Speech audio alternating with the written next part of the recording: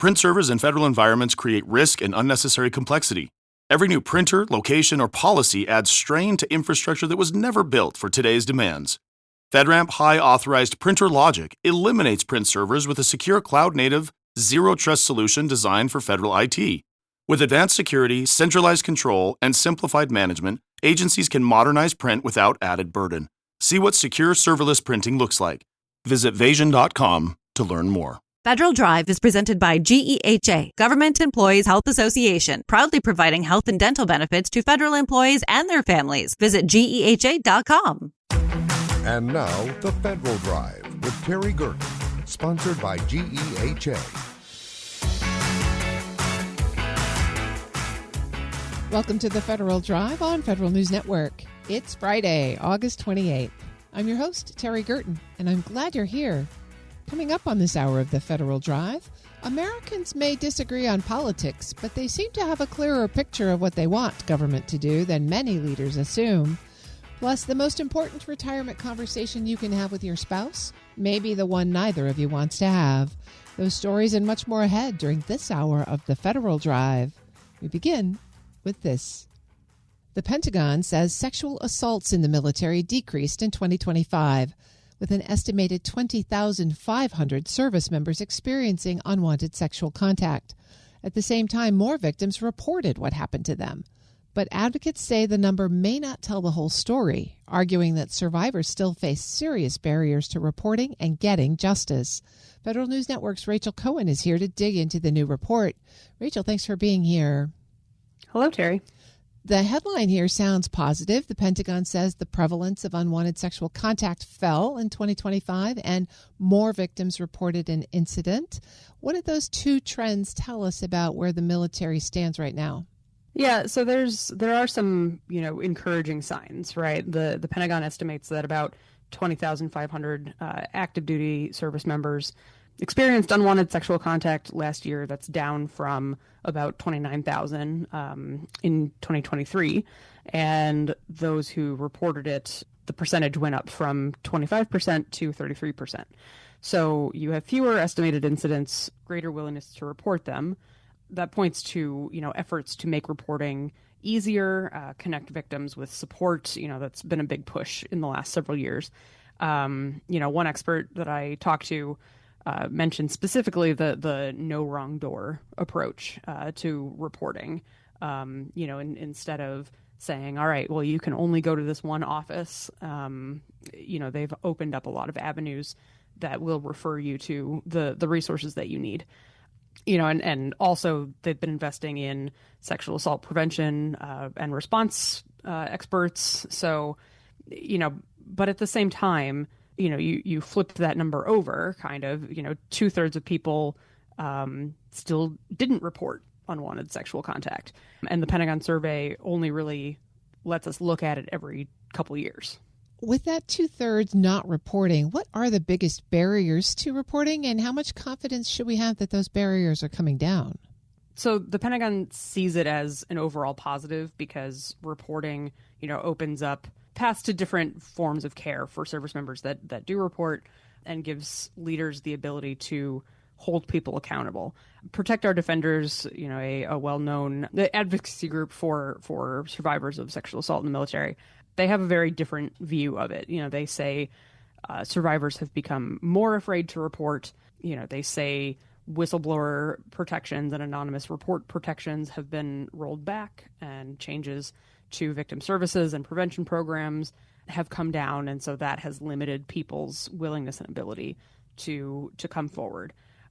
So as the data shows that reporting increased, but it doesn't really establish why. And so I think talking to people, writ large and trying to get a better idea of, why didn't you come forward?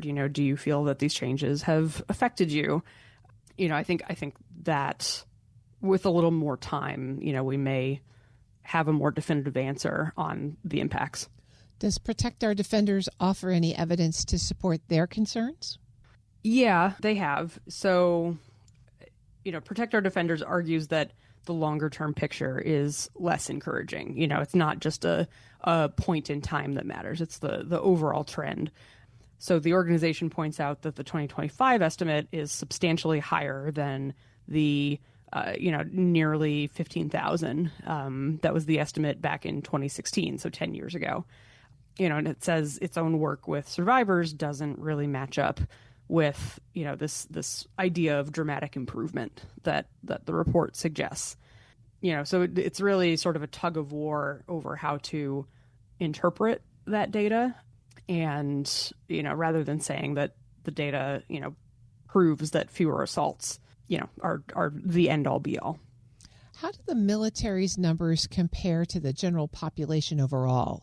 So the military data shows, pretty similar numbers to the U.S. at large. The National Sexual Violence Resource Center says 1 in 5 women in the U.S. have experienced completed or attempted rape over the course of their life.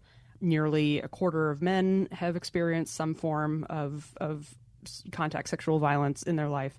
That's higher than the DoD numbers. But, I think what's important to consider here is that the military sort of environment is a bit different than, the population at large, right?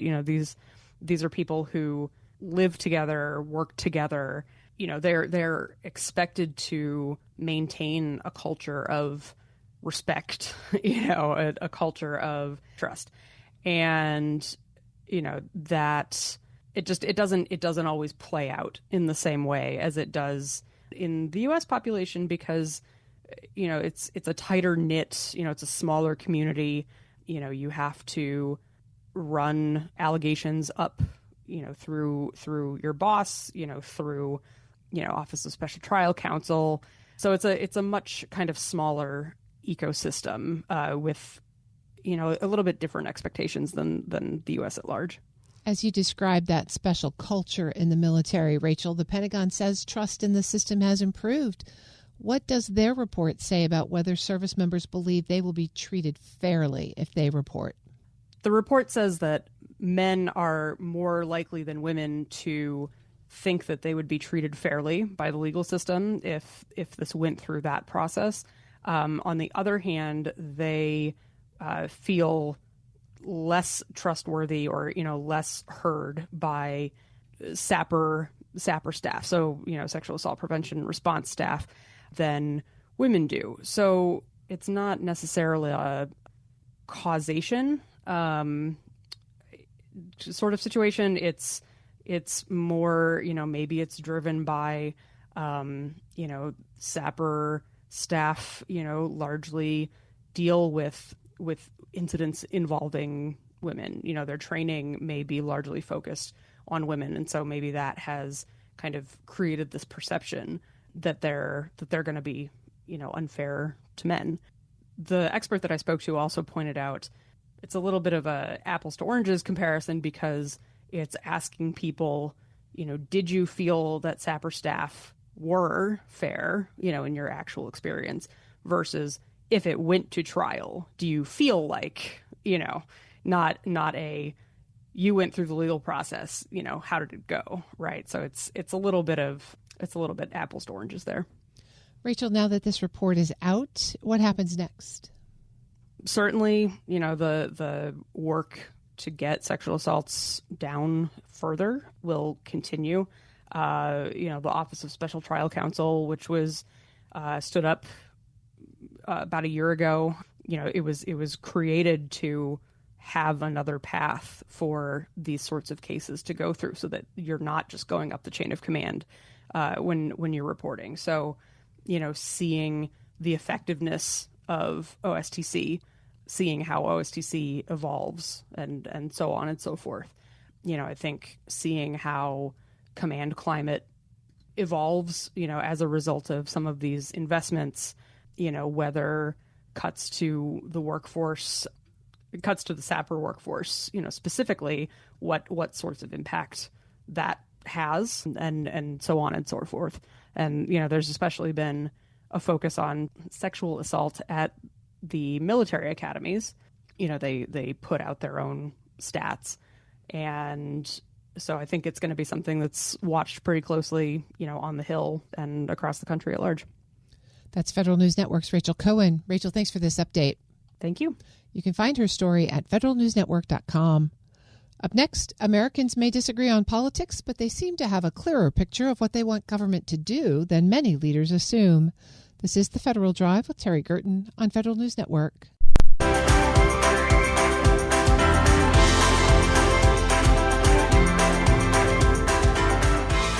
Welcome back to The Federal Drive with Terry Gerton on Federal News Network. Most couples build a retirement plan around the assumption that they'll navigate retirement together. But every retirement plan eventually becomes a one-person plan. That's why financial planner Tiago Glieger says one of the most important acts of financial preparation is making sure a surviving spouse inherits a roadmap, not a maze of decisions, paperwork, and uncertainty. He joins me now to talk through these crucial considerations. Tiago, thank you for joining me. Thanks, Terry. Good to be here. You've been bringing us some tough topics lately. Last month, we talked about long-term care planning, and this month, you want to talk about planning for survival when one spouse passes. Why bring that up now? You know, it's a morbid topic, like you said, Terry, but it is one of the most loving and practical planning conversations that we can have, because the idea is that our survivor, whether it's our spouse, whether it's our children, they're not having to create a plan while having to deal with everything emotionally as well. They're just following something that has already been put in place. And so there's a lot of different things that come to play when we think about this topic. And why is this so important for federal employees? I think, Terry, that a lot of people, when they think about retirement, they think about two people. They think about two Social Security checks, two pensions if there's dual feds, or one in the private sector, which is rare these days. And we really don't give very much thought to, what if that's not how life looks like? What if we get a curveball along the way and one of us gets sick and one of us passes early? What are we going to do? How do the finances change? And if we wait too long to plan and that surprises us, then you're left with a whole lot less choices along the way. And so when we think about the death of a spouse, there's a chain reaction that comes into play. In a lot of cases, if it's the Fed that is passing, we're going to see a reduction to the first pension. So that's less income for the survivor. We're also going to see Social Security changes for the person that's left behind. Taxes might go up. And depending on how the survivor elections were elected at retirement, we've seen people lose health insurance in retirement, losing FEHB as a survivor. And so there's a lot of different stuff that comes into play. And so we want to be thinking ahead of the curve, so that we're not having to recreate the wheel right in the moment. I think something that people forget is that living expenses don't just get divided by two when one spouse passes, right? That's right. The idea that it's 50% cost when one of you is gone just isn't true. You're still going to have a mortgage, although sometimes people do reduce their home size and some of those expenses go down. But it's not exactly half the cost. And in most cases, it could be half the income or sometimes even less. People leave assets behind and their lifestyle changes a little bit. So it's not as linear. Well, let's go back to that case of a federal employee and talk about FERS benefits. One of the benefits is the survivor benefit. How should folks think about that? Should they take a full survivor benefit, ignore it altogether, or find someplace in the middle? I think this can be a very individualized decision. It's expensive, no doubt, right? When we think about a 10% cost to the pension, or in some cases 5%, that could be tens of thousands of dollars throughout the course of a retirement. If you were a high earner and you're retired for 20, 30 years, that could be, six figures, over $100,000 or more that somebody is paying to potentially the survivor never even need. So we look at this expense wondering, gosh, should I really even pay for this thing along the way? So first thing is that we have to understand protecting the income is really, really critical in retirement, because cash flow, which is the dollars that are coming in, the dollars that are going out, I call this the heartbeat of retirement. So we need to be really conscious about how cash flow changes if the federal employee is going to die. The second thing is, we talked about this loss of health insurance. Well, there's a rule under FERS that if you don't take a survivor benefit pension and you as the federal employee pass, your spouse, if they were not a federal employee themselves, they may lose health insurance benefits. They may lose that coverage or eligibility for FEHB. So that can be really challenging. Depending on what year that happens, they might be forced to go to Medicare. And Medicare, if you're not familiar to the rules in there, if you're over 65 but you haven't applied for Medicare yet, and then you go to apply for it later, now there's tons of penalties on top. So it just gets really, really messy. So that's a big one. And, so some people then look at the partial survivor benefit where they look at this and say, all right, we don't want to pay the full 10%. Can we pay 5% and then leave a quarter of my pension as a federal retiree if I pass? And the answer is yes. That does also protect the health insurance. But again, if you're leaving now a quarter of your pension, the spouse is also going to lose one Social Security, which we can talk about in a second here. So how much less income is the survivor receiving, and are they even going to be able to live their lives, right? And I think just one last thing I wanted to add about this one, Terry, there's a lot of talk out there, a lot of people hear about this pension maximization strategy, where they'll talk about maybe just replacing that with a life insurance policy. And instead of paying thousands of dollars every year to OPM or to the first pension, I'm just going to take that and put it into a life insurance policy so my spouse has that when I die. Again, in some cases that can work, but it's been very, very difficult to see a really slam dunk situation where that's appropriate for somebody. I caution people that sometimes it's a sales tactic that people will experience where people are just saying, hey, look, you don't need to pay that, just buy a life insurance policy instead. So you have to be really careful when you do those analyses. Tiago Glieger is a certified financial planner at RMG Advisors. Tiago, that's all really important advice. And you also mentioned Social Security. So talk to us about what happens with Social Security in a two-income household. Going back to this idea of, hey, we got 2 checks from Social Security. It's very consistent. It's very nice. But there are a lot of rules that come into figuring out how to file for Social Security. And people think, well, that's for when we're alive. A lot of this filing strategy has to do with thinking about what if one of us is gone. And so the rule from Social Security is that if one of you passes, one of those Social Security's income streams is going to go away.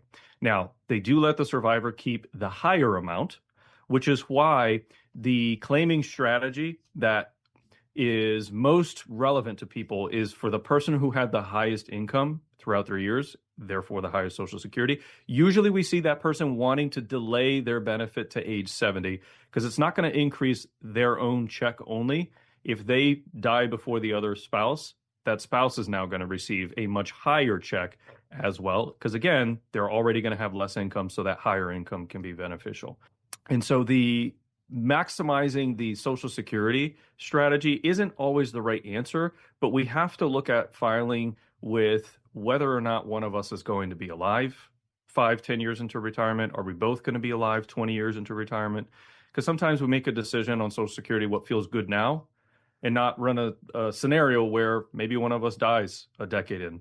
And now, because we committed to a Social Security filing strategy, now the survivor doesn't have enough income anymore. So I think it has to always be looked at from different angles.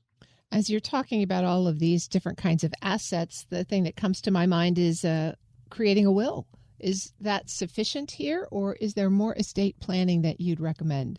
In general, I like to see people have 4 categories of documents when we're thinking about the loss of a spouse or one of us passing. The will is important. That is for sure. But trusts can also be beneficial, and trusts are not just for really rich people. Average people can get trusts and very simple, cost-effective trusts as well. But financial powers of attorney. When we think about estate planning, it's not just for when we're gone. It's for right before we're gone too. So if one of us is incapable of acting or making a decision. So financial powers of attorney are important. And then the other one are the advanced medical directives.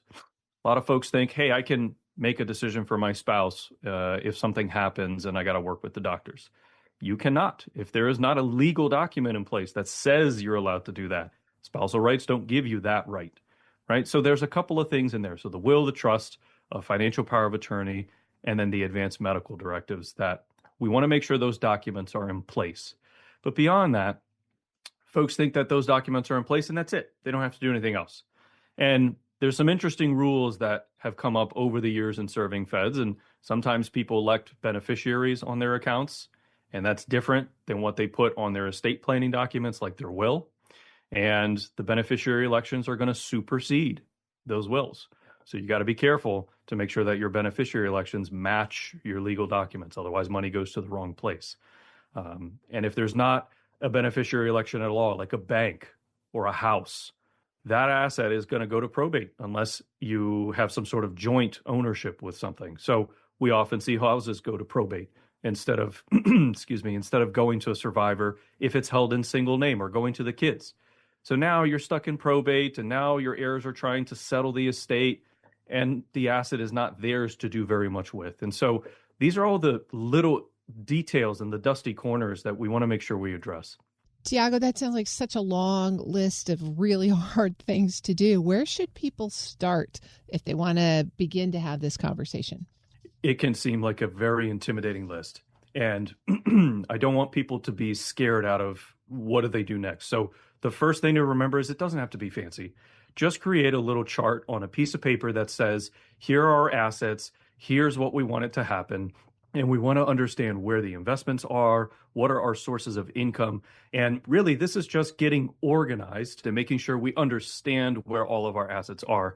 And then we can think about, where do we want those little arrows to go? Which account goes to whom? Is my survivor still going to be able to meet their needs if they have this much income? And those are some conversations you can have together. Hey, if our income on a monthly basis goes from $5,000 to $3,000, is one of us going to be able to survive? How do we still pay the mortgage? Are there enough assets left over that I can meet my lifestyle needs and deal with what I need to? That is so much more planning than a lot of people have done so far. So starting there is a really good place. It sounds like a conversation you could update every anniversary. Oh, yeah. Wonderful conversation for that dinner. Certified financial planner Tiago Gleeger of RMG Advisors. Tiago, thank you so much for this great advice. Thanks, Terry. We'll post this interview at federalnewsnetwork.com/Federal Drive. Subscribe to the Federal Drive wherever you get your podcasts.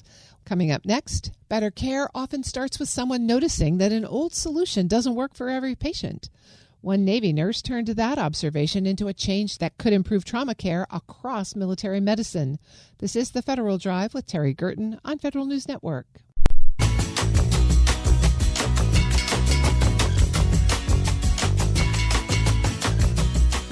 Welcome back to the Federal Drive with Terry Gerton on Federal News Network. Trust in government has been declining for decades. A new Partnership for Public Service study asked a different question. What would a government that works for people actually look like? The answers revealed some unexpected common ground around responsiveness, effectiveness, and problem solving. Here with more insight is the Director of Public Engagement at the Partnership for Public Service, Lindsay LaFerriere. Lindsay, thank you so much for joining me today. I'm really glad to have you. I'm really thrilled to be here. The partnership does a lot of public surveys, and a lot of times those have to do with trust and how people trust their government.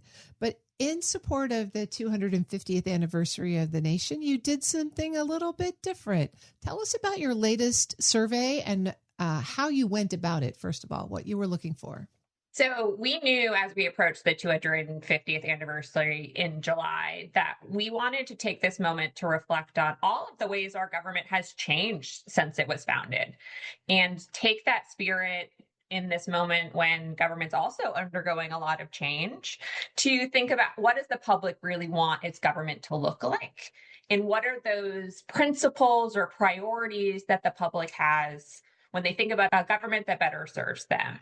So we undertook a survey. We also did some work on social media, and we had a public input forum where we asked people a couple of questions. A government that better serves you, fill in the blank. In 2055, a government that's working, fill in the blank. And then we took all of those responses, we analyzed them, and we came up with 6 priorities for how the public thinks a government could better serve them. That is fascinating. I bet you got things that were all over the spectrum, but those 6 priorities use words that could mean lots of different things to different people. So walk us through what they are and how people defined those terms. Yeah, so like we said, we had 6 priorities. So the first was a government that understands and is responsive to the needs of the average American.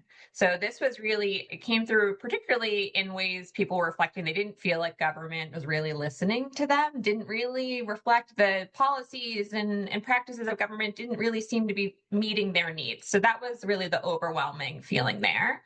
The second priority was a government that serves the public good over the wealthy special interests and corporations. There was a lot of responses where it felt like my voice is not as important as someone, a lobbyist who has a member of Congress's ear, or these people I'm seeing in the news. So it was really about how do we make sure the public good comes before everything else. The third priority was around a government that effectively identifies and solves the country's greatest problems. So these were things like education, healthcare, housing, and some of the respondents even called out they felt like government was doing things only around the edges to deal with these really complex and foundational problems in our country. The fourth priority was a government in which leaders work collaboratively in order to get things done. So there's this feeling that that many leaders in government were putting party above the public interest, or letting some of this kind of polarization in our country defeat potential solutions. The fifth priority was a government that is representative of the average American. So some of this was traditional demographic representation, so age, race or ethnicity, gender. But a lot of it was also socioeconomic. They wanted more what they thought of as middle-class Americans representing them in government, or people who didn't have a college degree. And then the last was a government that is effective and efficient. So a government that used taxpayer dollars well. So like you said, these can all mean different things to different people. But for us, it also showed there's a lot of common ground. So how do we use these areas where there is common ground to find the reforms that will help make government represent them? To that point, as folks were giving you these answers, did they suggest any specific practices or scenarios that would illustrate what they meant by those words? Yeah, so there were a few ways in which that came through. So for the first priority around a government that understands and responds to people's needs, there were instances where people said, like, maybe we should create processes where a new policy or law is introduced, and there's an area where the public can give direct feedback on that before it goes through. People who follow a government know there is a public comment period when the federal government puts out new rules. I don't think a lot of members of the public are aware that that's available to them. And then there were also some typical reforms when you think about Congress that have seemed to have broken through. So there were term limits for elected members. There were also things like getting rid of Citizens United. So there are some, political and congressional reforms that seem to have broken into the public, but not as much on the federal management side that seemed to have gotten to people. I'm speaking with Lindsay LaFerriere. She's the Director of Public Engagement at the Partnership for Public Service. Lindsay, after reading all of this input, and you got feedback from 1,400 people or so. Yes, yeah. What do you think government leaders either misunderstand or underemphasize when it comes to what people are actually asking for? I think there is, and very fairly, an emphasis on administrative services. So things that people directly interact with the federal government to access, applying for a passport, and getting Social Security benefits, which are very important. But a lot of the feedback we saw were the bigger fundamental issues with how our government operates. And that seemed to be where there was this desire for government to work differently.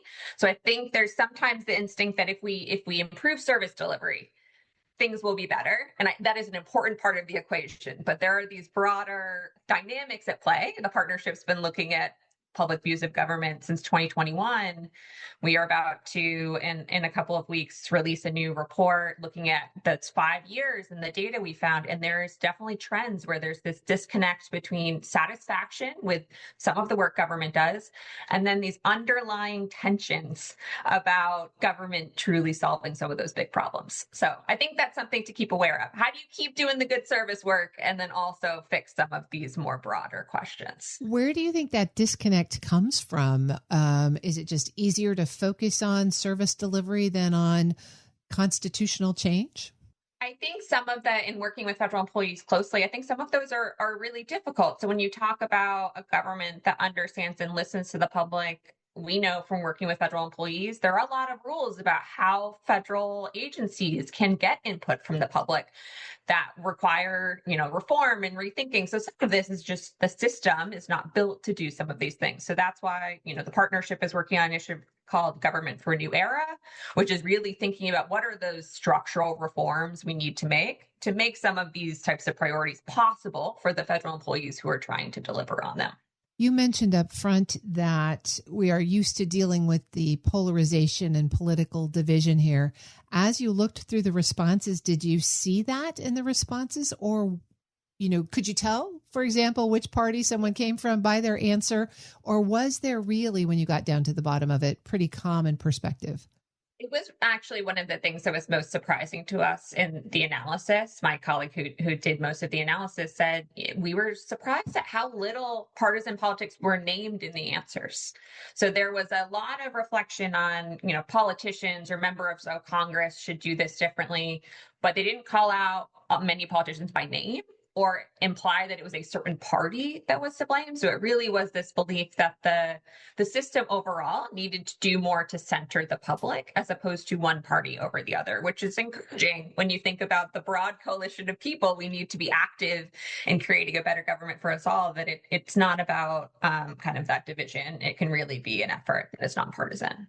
So as you're coming away from this project and obviously starting others, did you come away more optimistic or more concerned about the prospects for improving public confidence in government? So as an organization, I think we always try to be optimistic and what are the solutions we can build. But I think especially the last part of the report looked at how are people currently and how do they plan to engage with improvements to government. And we were really encouraged by the percentage of people, which for many of the areas we looked at, so we talked about things like voting, talking with your family and friends about reforms to government, sharing on social media. And for many of those, more than half of the people we surveyed said it was either something they had done in the last year or something they plan to do in the coming time. So that means to us, that says there is a group of the public out there that is eager to work to make our government better. And it's up to us to seize that opportunity to really get them engaged and involved in this effort to create a better government for all of us. And what happens next with these findings? Are you going to dig deeper and get more specific? Are you trying to share them more broadly? Where do they go from here? So the partnership continues to do research on public perceptions of government. So this is a really helpful tool for us to further investigate in future surveys and focus groups. In practical terms, what are the reforms that would get to these 6 priorities? So how do we start to build some real plans for bringing these to life? But it also continues to be a conversation. We want to invite more organizations in. How are they thinking about the ways that government can better serve the public along these priorities? So it will continue to be an ongoing project for us. Lindsay LaFerriere is the Director of Public Engagement at the Partnership for Public Service. Lindsay, thanks so much for joining me today. Thank you for having me. We'll post this interview and a link to the report at federalnewsnetwork.com/Federal Drive. Listen to the Federal Drive on your schedule. Subscribe wherever you get your podcasts. Still to come, better care often starts with someone noticing that an old solution doesn't work for every patient. One Navy nurse turned that observation into a change that could improve trauma care across military medicine. But first, the most important retirement conversation you can have with your spouse may be the one neither of you wants to have. You're listening to The Federal Drive with Terry Gerton on Federal News Network.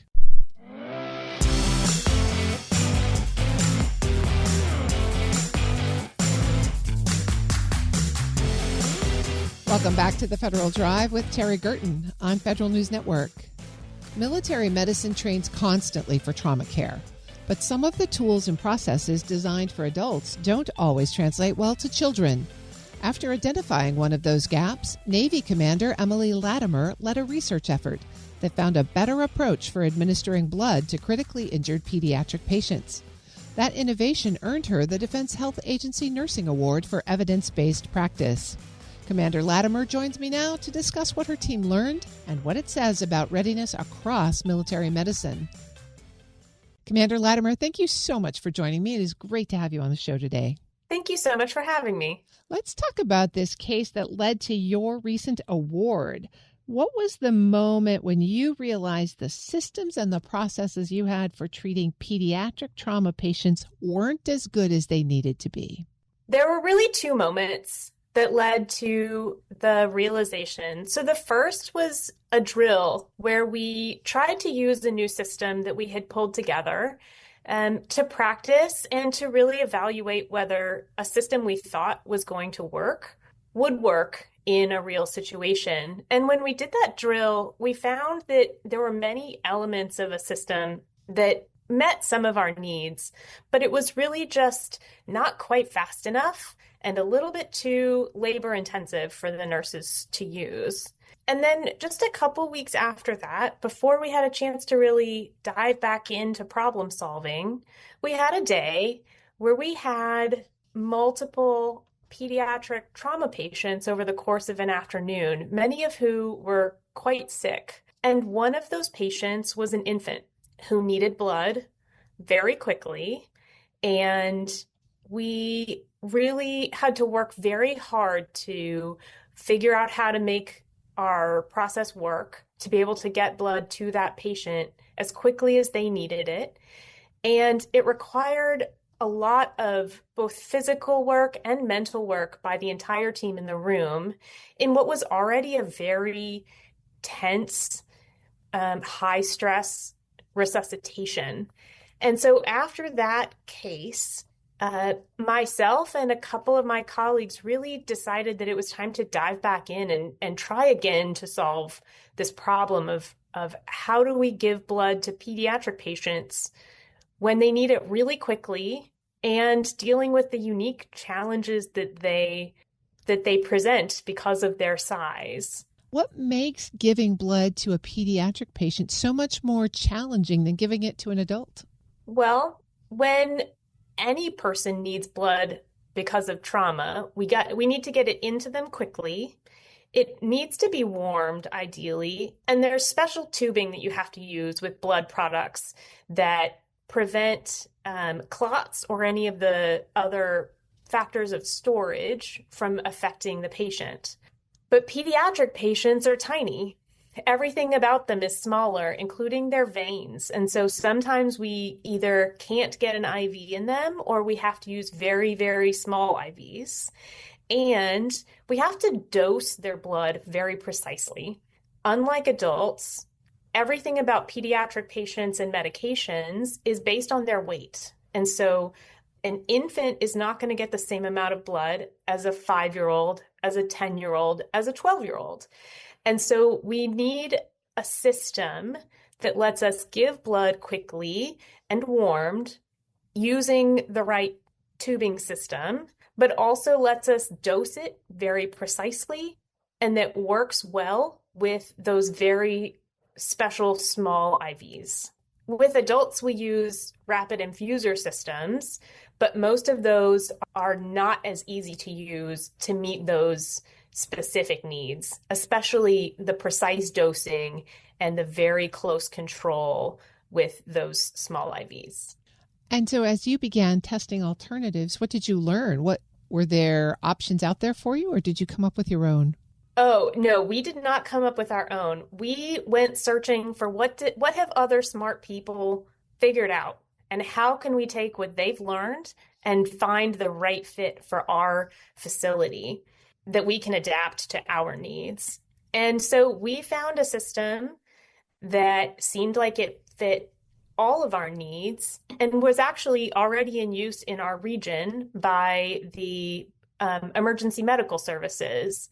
And so we had an opportunity to actually try out their equipment before we started this project in earnest and got a chance to put our hands on it and test it out, which led us to thinking that it would probably be a great fit. But we had learned from our previous experience that just because we thought it might work doesn't mean that it will.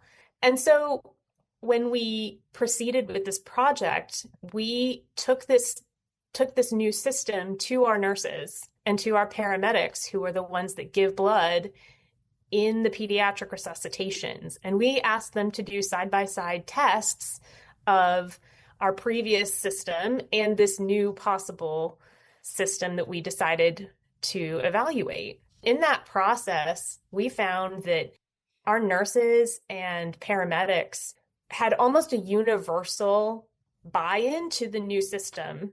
They loved it. It was faster and it was much, much easier for them to use. And ultimately, that ended up being great for when we rolled it out because we already had many people who believed in this change.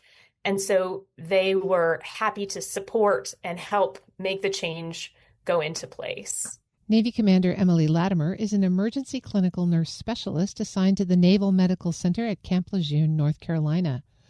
Commander Latimer, you mentioned earlier that one of the triggers for this experiment was a day when you received several pediatric trauma patients at your hospital. How unusual is that at a military hospital? Do you mostly see adults in the trauma center? Do you get very many children? Well, in most of the military hospitals, while much of our patient population is adults, we do see lots of kids. And wherever we're taking care of military service members, we're taking care of their families too. And so taking care of sick children is something that we expect to do, not necessarily in quite the concentrated numbers that we experienced that day, but we do expect to see sick kids pretty much in every military hospital. And how does the experience of treating sick military families and their children stateside translate into what you might experience in a deployment?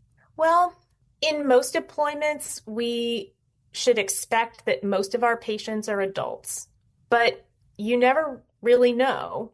And there are plenty of times where a sick or injured child will come to a deployed medical team.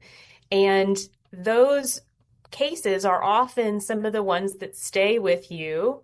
I know many colleagues have shared that taking care of children on deployment are some of the most challenging cases that they think about after the fact, because so much of our training is focused on preparing for adult patients. But when the pediatric patient shows up in front of you, you want to do a great job. You want to make sure that you give that child every possibility of recovery. And that's part of deployment medicine, just like taking care of someone who's experienced a blast injury. You're headed off on your next assignment to a training position, department head for the Corpsman Trauma Training at the University Hospitals Cleveland Medical Center in Cleveland.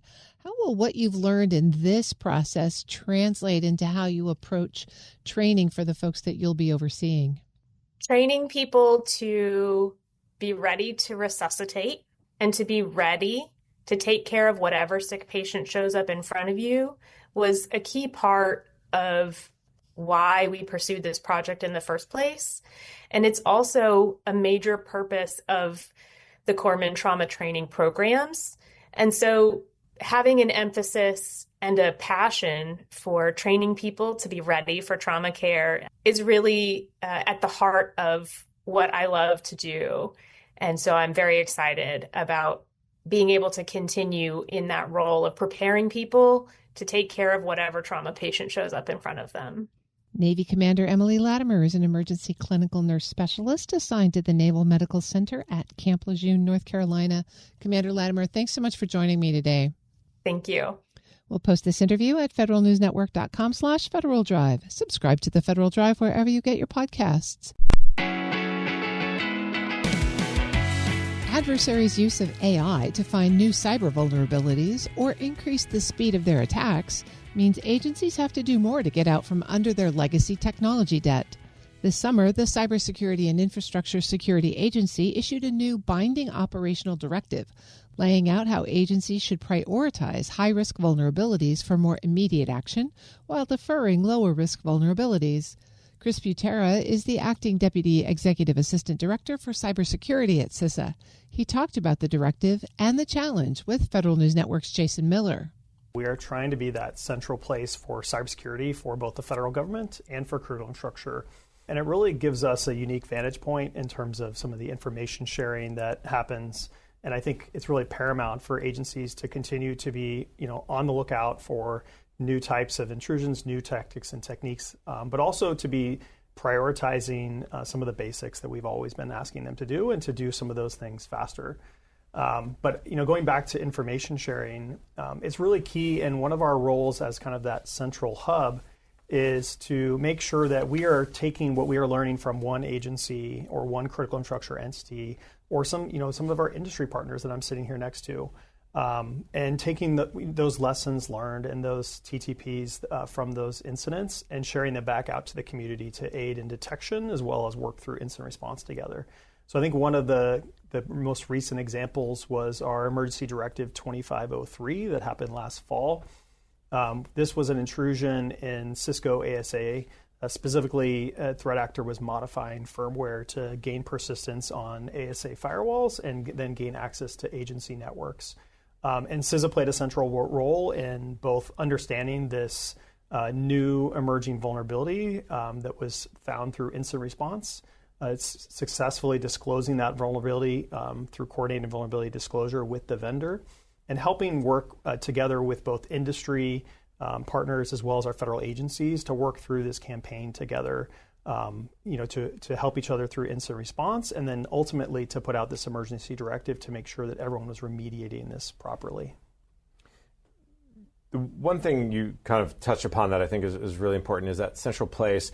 It seems like CISA's role has grown over the last decade or 15 years or so in terms of being able to kind of reach out to different parts of the government, to private sector, to share that. Is that probably the one big opportunity why we've seen maybe an improvement around cybersecurity over the last decade or so across the public and private sector? I mean, a lot of attention, sure, but we don't get that like, oh, code red is here, we're in trouble, or so many other ones like we used to. Yeah, I mean, I think certainly information sharing is a big part of this, and the more that we can also automate the ecosystem and harden our defenses faster is really a prime thing that we are trying to help the community with. So one thing that we do is we produce a lot of best practices guidelines in addition to our directives that include how we actually can specifically work on things like cloud security or zero trust to make sure that our agencies are hardening their environments to prevent attacks, but also to contain the attacks. So I think one of the things we're seeing with the new threat landscape is going back to that assume breach scenario and making sure that you are prepared to both contain an incident and quickly respond to that incident. So I think that is something else that we work really closely together, and we try to do that as much as possible with our other federal partners and our international partners as well. So you'll see a lot of joint cybersecurity advisory from us. And this idea of IT modernization, Chris, you brought this up, that there's still a huge technical debt that agencies are facing, and in many ways that's both an opportunity and a challenge because until they modernize, they really put themselves at a higher risk, bigger target. So maybe talk a little bit about where CISA is, how you guys are kind of trying to drive that point home.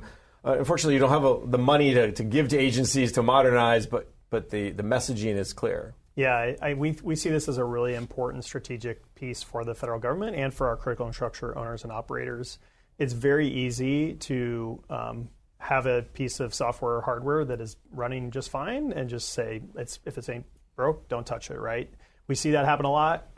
We see devices that are measured in uptime in months or years rather than days or weeks.